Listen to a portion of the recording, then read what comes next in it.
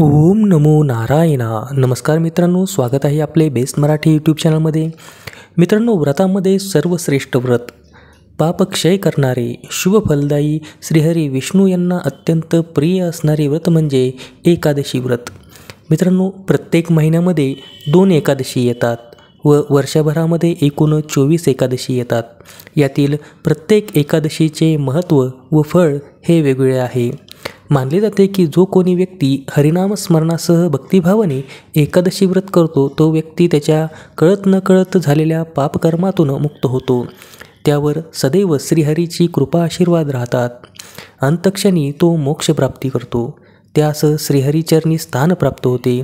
असे हे एकादशीचे महत्त्व आणि या 24 एकादशींमध्येच सर्वात श्रेष्ठ मानली गेलेली एकादशी म्हणजेच देवशयनी आषाढी एकादशी होय.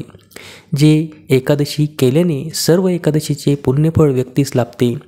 आज आपण मग देवशयनी आषाढी एकादशीचे महत्त्व काय आहे, व्रत कसे करावे, एकादशीचे पूजन कसे करावे, कोणते नियम पालन करावे, काय करावे काय करू नये याविषयी संपूर्ण माहिती जाणून घेणं, त्यासाठी हा व्हिडिओ शेवटपर्यंत नक्की पहा.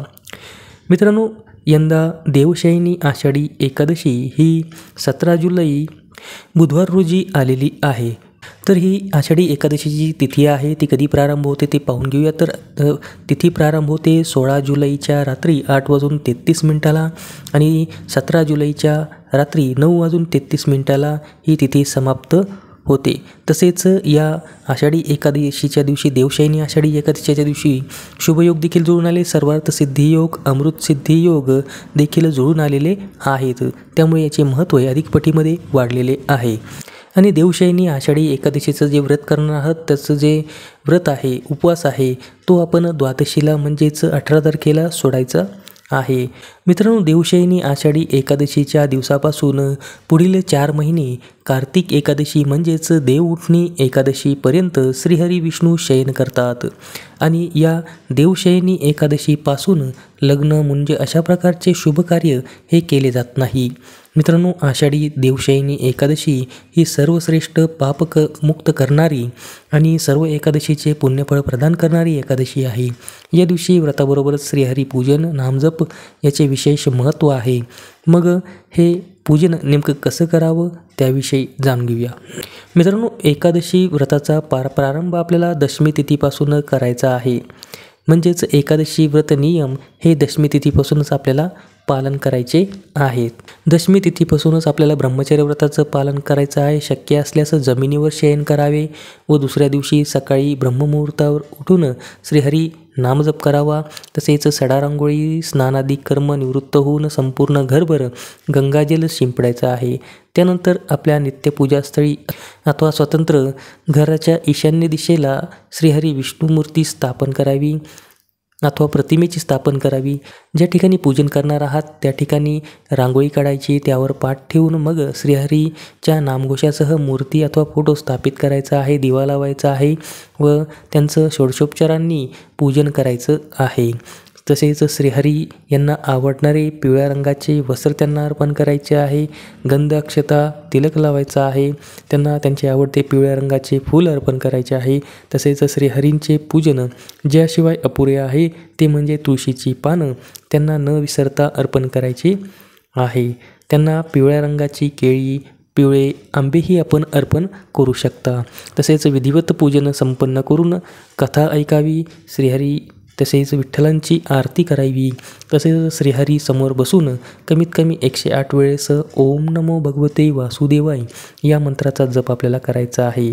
तसेच दिवसभरामध्ये आपल्याला विष्णू सहस्रनामचे वाचन करायचं आहे की भगवद्गीतेचं वाचन आपण करू शकता. विष्णू पुराणाचे वाचन अथवा श्रवण हे पुण्यदायी मानले गेलेलं आहे.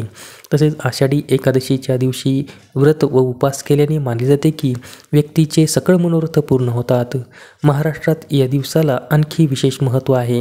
या दिवशी संपूर्ण महाराष्ट्रभरातून दिंड्या या श्रीहरी विठ्ठलाच्या दर्शनाच्या ओढीने पंढरपुरात दाखल होतात व श्रीहरी दर्शन आशीर्वाद घेतात, नामगजर करतात.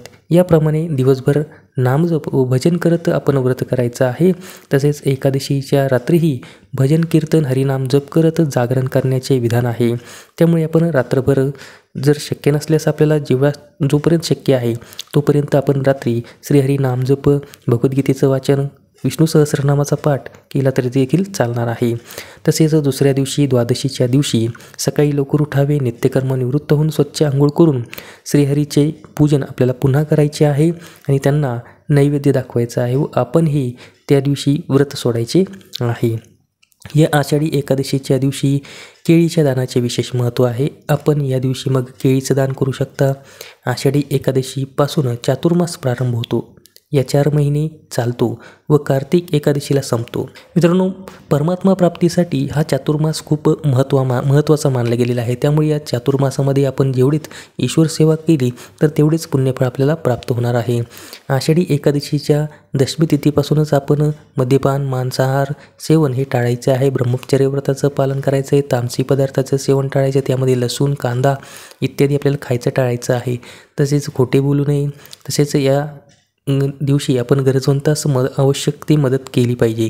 तर अशा प्रकारे आषाढी एकादशीच्या दिवशी, या महाएकादशीच्या दिवशी आपण हे अशा पद्धतीने व्रत पालन करायचं आहे. तसेच जास्तीत जास्त श्रीहरी नामजपात आपण दंग राहायचं आहे. तर मित्रांनो, आजची माहिती आपल्याला कशी वाटली कॉमेंट करा. आवडल्यास लाईक करा, माहिती शेअर करा. धन्यवाद.